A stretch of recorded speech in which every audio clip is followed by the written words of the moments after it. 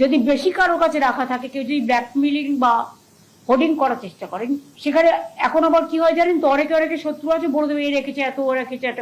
সেটা পুলিশকে আমি নজর রাখতে বলেছি। যদি সত্যি সত্যি কোথাও হোর্ডিং হয়ে থাকে, ব্ল্যাকমেলিং কেউ করে থাকে, তাহলে সেটা কিন্তু গভর্নমেন্ট তুলে নেবে এবং তুলে নিয়ে মানুষকে দিয়ে দেবে।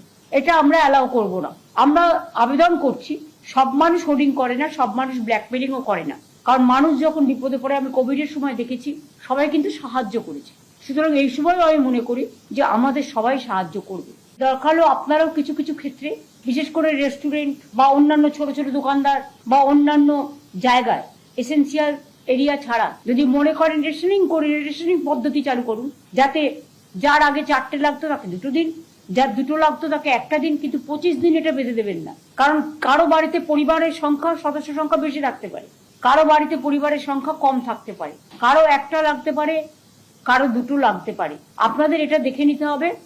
যে আমি শুনছিলাম যে অনেকে ফোন করছে কিন্তু আপনারা কানেকশন কেটে দিচ্ছেন।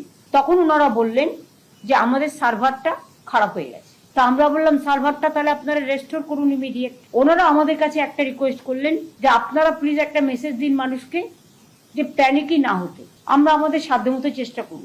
আমিও বললাম সেই জন্যই আমাকে দেখতে হবে আমার ভাড়ারে কদিন আছে, সেইভাবে যাতে মিনিমাম মানুষের যেটা সাপোর্ট, তার 2টো রান্না করে খাওয়া, তার বাচ্চাটাকে স্কুলে খাওয়ার তৈরি করে দেওয়া, লাক্সুরিয়াস নয় বাট ডোমেস্টিক পারপাসে যতটুকু প্রয়োজন ততটুকু তারা যেন পায়, সেটা আপনাদেরও দেখা কর্তব্য।